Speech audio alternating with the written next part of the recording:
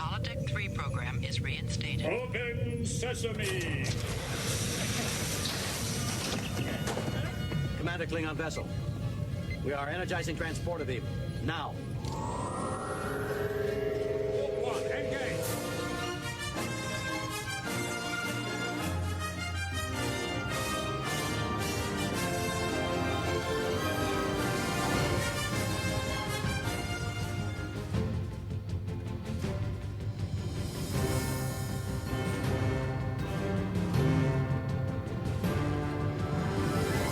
All right, hello, welcome everyone. Welcome back to Star Trek from the Holodeck. I am Michael, and this is the Prodigy edition. Hello and welcome everyone. Hooray! Hi, David. How are you? Doing good. It's actually, I'm really psyched for this one because this episode was really fun. I know. You love the fun stuff. Yeah. If you are new to our show, now we've been recording for about 4 hours now, different things, and I'm at the end of my sanity. I'm losing myself, so I'm probably going to have lots of talking problems. Probably should reword that. Speech problems. There we go. All right, so if you're new to our show, we cover a wide variety of Star Trek content, and you can find our podcast wherever you listen to podcasts. Just search Star Trek from the Holodeck. Okay, so we're going to be discussing Season 1, Episode 5, Terror Firma, and it is considered the mid-season finale. Mid-season finale. Of course, as we had discussed during our last discussion, we had shared the news that there are actually going to be 20 episodes for Season 1, but they're going to be broken up. The first 5 episodes are running, obviously, now. The next 5 will start early 2022. Yep. Then it goes away for a couple months and then comes back for its final 10 episodes. So that's where we are with Prodigy. And I'm okay with it taking a little break. There's a lot for us to catch up on. We're going to be really busy with Discovery as well during the holiday season. So I'm okay with it taking a break. But I'm really impressed with the fact that Prodigy is able to at least still do interesting things with the Star Trek universe and introduce concepts to us that basically add to, like the Star Trek universe. In a relatively short manner.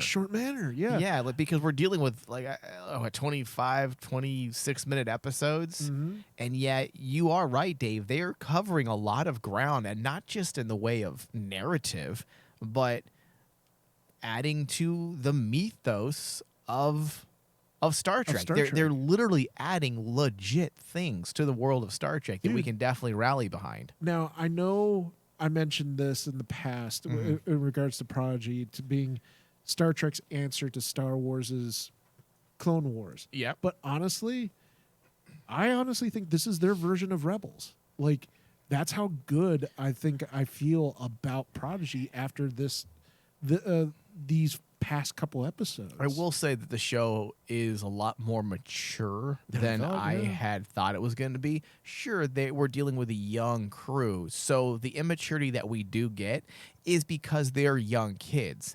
The story itself is not immature. No. This is just a show that's no different than, say, Goonies.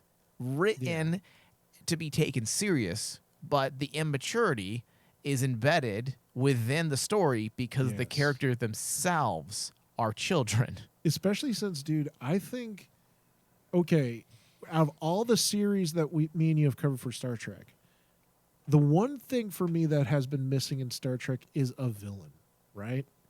Discovery's had villains, but more or less it's been obstacles. I want to say the last great singular villain we have been given in the way of Star Trek is probably Star Trek, the 2009 Star Trek. Nero was amazing. Nero was amazing. Yeah. But here we get our first classic Star Trek villain in the Diviner. Yeah, played by John Noble. The one thing that I think me and you haven't touched on is like the fact that Prodigy, an animation series, brought in a talent like John Noble to play your lead villain.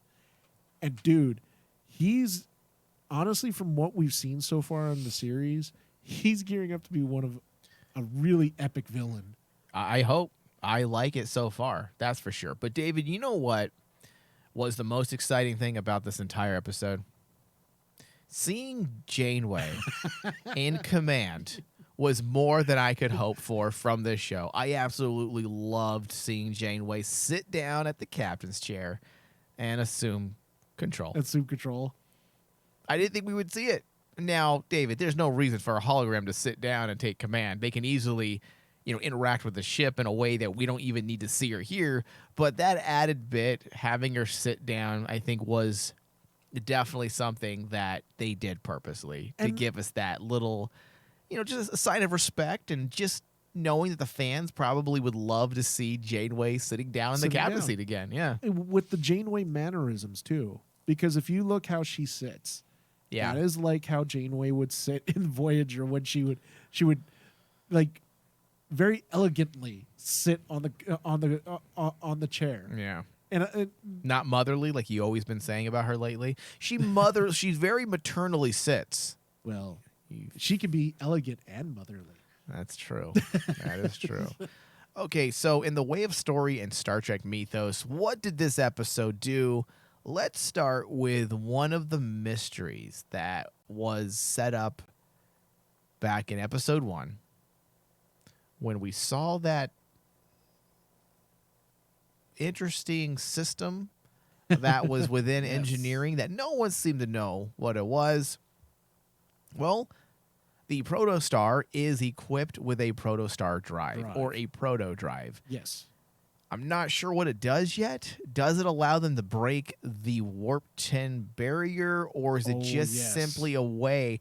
David, we can't break the Warp 10 barrier. If we do, we turn into salamanders. That's already been established. Well, that's the thing, though. So, because it's a proto drive and what it's literally powered by, but yes, you're going to break the Warp 10 barrier, but you would think that basically Voyager's already been through that whole scenario, so they probably developed technology to protect themselves from it. Okay, but this is all speculation, right? Yes. Like, okay, I didn't miss anything. Yes. Okay, you all didn't right. miss anything. Well, we'll see, because at first I was like, okay, well, it's just a way to power the systems, right? No dilithium crystals. It's powered by an actual star. A star. Which is kind of cool. I like that. That definitely works. But then the way they sped away from the Diviner's ship. Yes. I'm like, okay, well, it's also going faster. So what does this mean? Is it breaking that Warp 10 barrier? Have they managed to find a way to break that Warp 10 barrier without any type of disruption to your body? The cellular level. Yeah. Now, correct me if I'm wrong. We've never seen them remedy that issue, right? No, not in Voyager. It's been hinted at that basically they could, but it would take like an advancement in technology for them to actually do it. They actually talked about that in Voyager. In Voyager. Yeah, and it was beyond them, though, right? It was beyond their abilities, yeah. And that's why I was like going, I love the fact that basically you have a miniature Voyager class ship that has I'm going to say it's experimental right now. It isn't a Voyager class, is it? It's very similar to a Voyager. It is similar. It's similar, so I would call it like a mini Voyager style ship. Maybe like, you know how they have the iPhone Mini? Maybe it's like the Voyager Mini. You know, as funny as it sounds, yeah, pretty much. But like, so you have that, and then you also have the Janeway hologram captain, most famous captain of a Voyager class. So and the very best captain. Very best. Oh, that's controversial. I'm probably making some enemies right now. Oh, yeah. But you know what? You're not alone in that boat. There are times when I basically say I would serve under Janeway. Well, that just sounds bad. Well, no, it doesn't. It sounds very pleasant. That's right. David, we've had these discussions on the Patreon shows. We never had the balls to have these discussions on our free forum, the free shows here. But we've had discussions and debates what is or who is the best captain, and I don't think it's as simple as years past. No. It was always Captain Kirk or Picard, but now after you allow the years to go by and the performances of Sisko or I should say the stories written out for Avery Brooks as Sisko, and same thing with Kate Mulgrew's Janeway. they have aged so well, the stories. And now you're contending with 4 captains. Really, who are the best captains? Because each of them have very unique story aspects that make them interesting. Yeah. Even Archer, those last 2 seasons. But I definitely don't throw him into the best. I can't throw him in the best. No, Not after the first At this season. point, Dal is more interesting than Archer. Exactly. They should have made Trip the captain. Oh, a lot of people feel like that because, unfortunately, Archer is just a little too A little podunk. low podunk. Ooh, we're the stars now, aren't we? How did he graduate? My father made me a model. I used to fly around in circles when I was just a wee child. That's how he acted. He acted just He did. podunk, like He acted straight from Louisiana, and he had like stars in his eyes, and he went to Hollywood. I'm gonna be a star. My mama told me I could never be a star, but I'm a star. And it worked for a little bit because, like the whole story of Archer was the fact that, remember, T'Pol told him, you expect to walk up to someone and just say hello and be all happy about it. They're not going to be happy to your face. Yeah. I still like Archer. I just like to make fun of him. Oh, so no, I absolutely. I love Enterprise. I don't And dislike Scott it. Bakula, It's just good. It's good to make jokes. That's all. And Scott Bakula's performance as Archer there's a charm to it. There is, for sure. Okay, so getting back on track here, the Protostar Drive. So this is really a big thing in the way of Star Trek canon. Oh, yeah. This isn't something small. So this goes right back to what we were saying, I believe, last episode, that Prodigy can be a show that is very relevant to the world of Star Trek. If they continue, if you remember, I said this last episode, if they continue to go in the direction that I think they're going to end up being not just a fun show for kids, but it's going to be a relevant Star Trek show that fans are going to have to eventually watch if they want to fully understand the bigger picture of Star Trek. Because when you're introducing things like the Diviner and the Protostar and a Proto Drive and Catherine Janeway's now hologram aboard the Protostar, these are big elements that are being added to the world of Star Trek. Yeah. So I love it because it continues to add value to Prodigy. That it's a show that will be remembered. It's a show that people will watch when they want more Star Trek. And I'm liking the direction they're going because, David, I continue to be surprised because I just did not expect this show to do things, to make waves in the Star Trek world, essentially. Because when you look at the main cast in Prodigy, automatically you don't think of them as your normal Star Trek characters. Yeah. Number one, and I think this was a really smart thing that they did, was they're not dressed as Federation. They're not Federation cadets. I think eventually they will be, though. I think they will be. I think by the end of this season, they're probably going to end up wearing uniforms. Maybe by the end of this season, but I think the charm of it is the fact that they're not Federation, and the Janeway hologram is going to figure out that these aren't quote-unquote Starfleet cadets, and she's going to have to change her quote-unquote programming to actually understand these, kids. Yeah. And I think the story for that is going to be really interesting, especially since I was worried that this would be a short, 10 episode type show. But when it was announced that it's 20 and they're using the 5 episodes each as like a backbone for every single time we have a new Star Trek series, suddenly Prodigy's on. Yeah. In between, just to keep the Star Trek energy going. Mm-hmm. And that got me really psyched.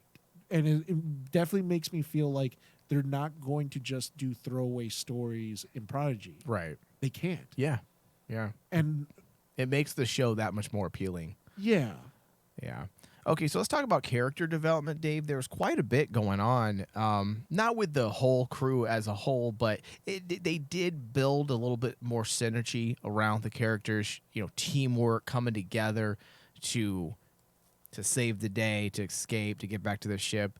That part was good. They fleshed out the dynamics between them as characters.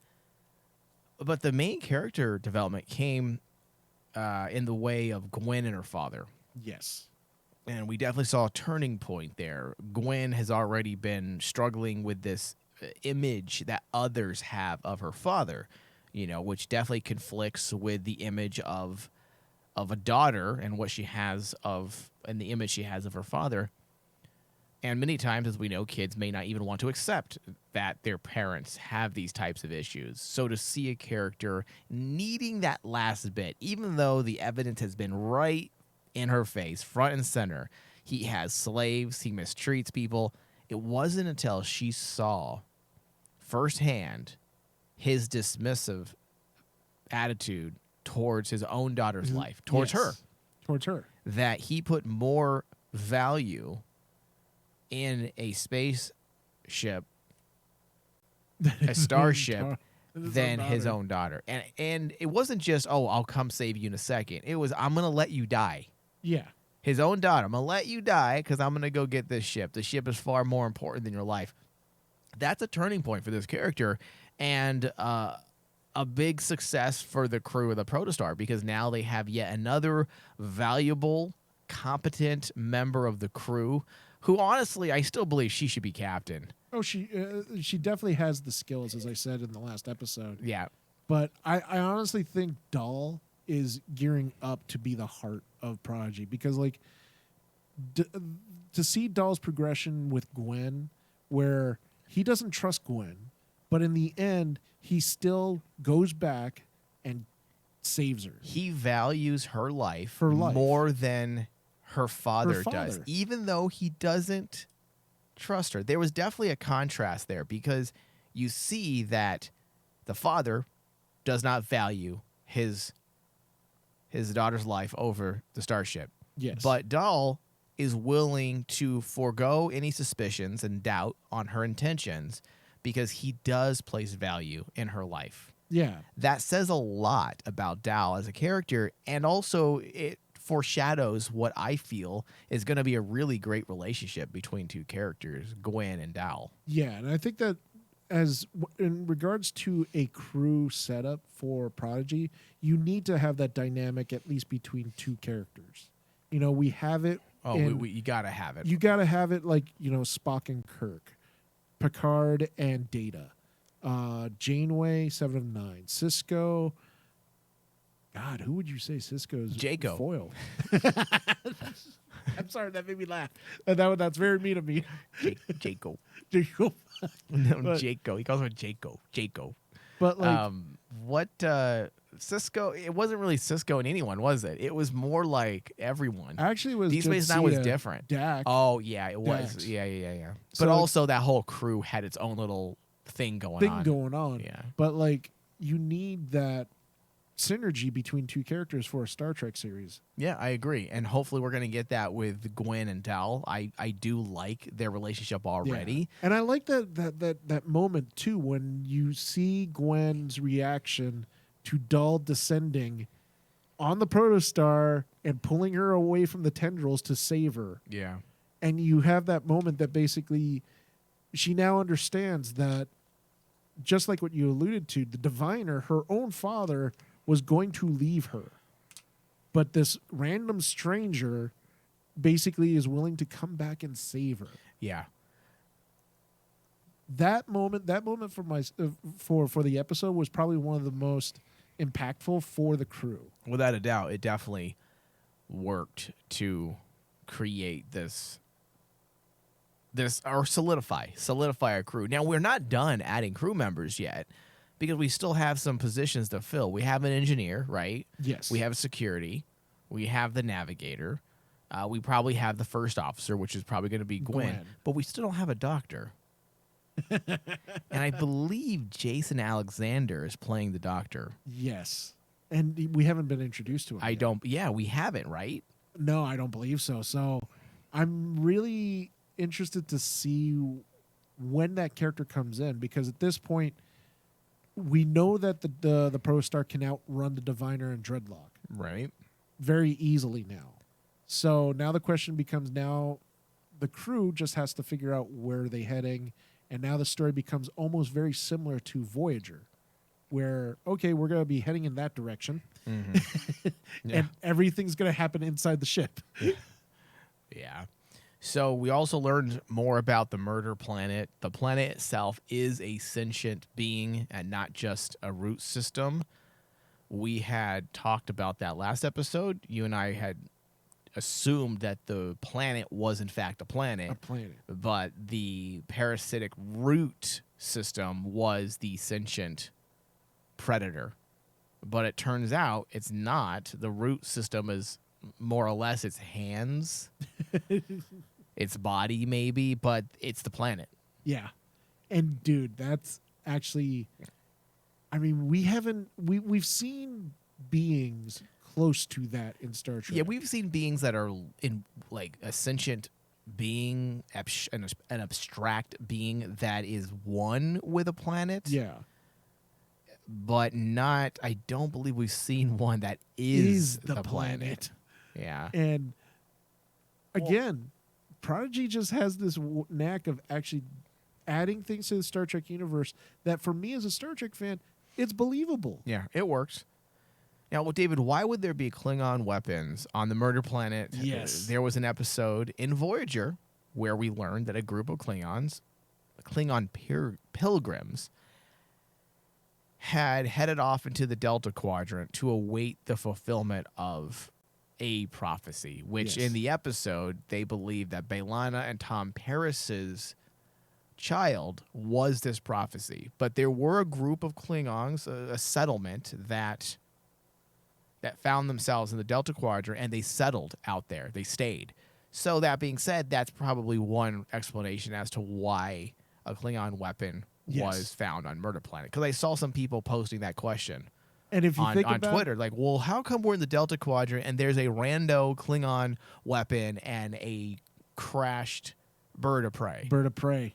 And I was like thinking to myself, we all know that basically the entire production staff behind Prodigy knows their Star Trek knowledge, and they're delving into Voyager, especially with they're using Voyager Janeway, a lot to lean on. Exactly. Yeah.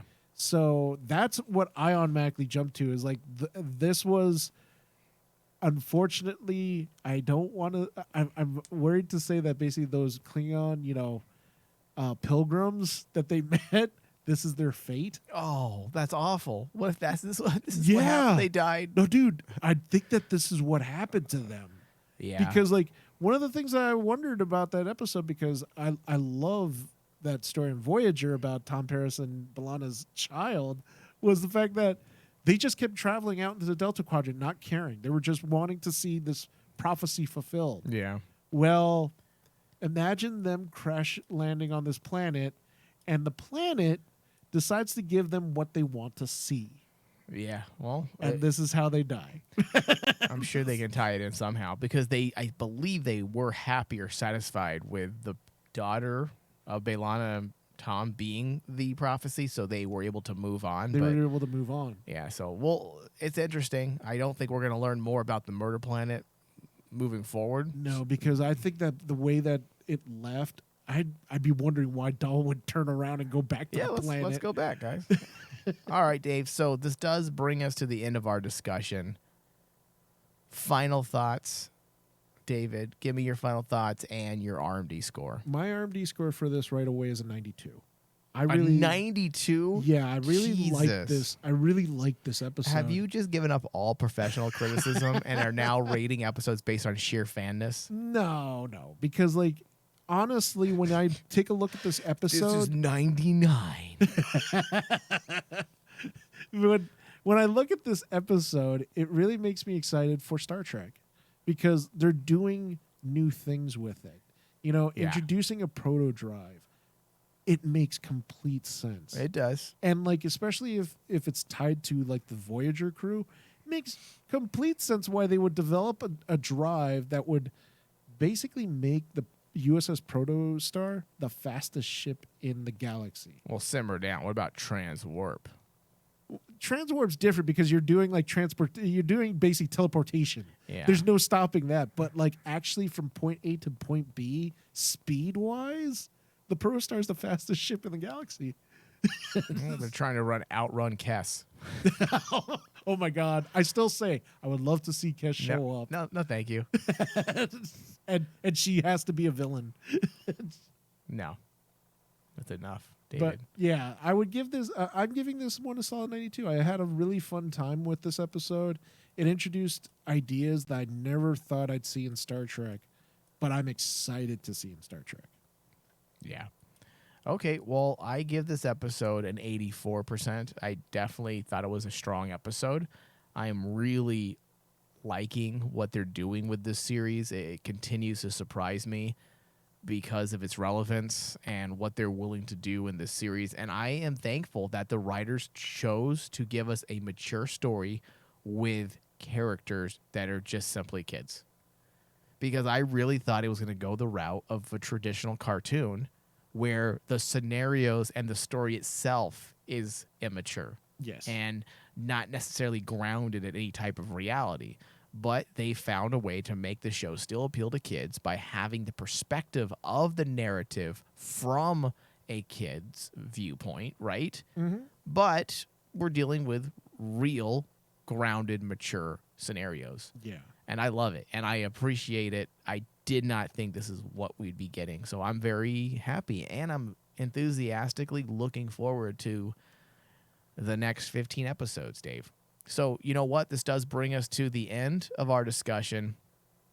Please go to our Patreon page, patreon.com/Rayman Digital and pledge. When you pledge $5 or more a month, you'll gain access to additional Star Trek from the Holodeck shows, as well as pre-shows that we do before every broadcast. We do need the help. Thank you, David. Thank you. Live long and prosper.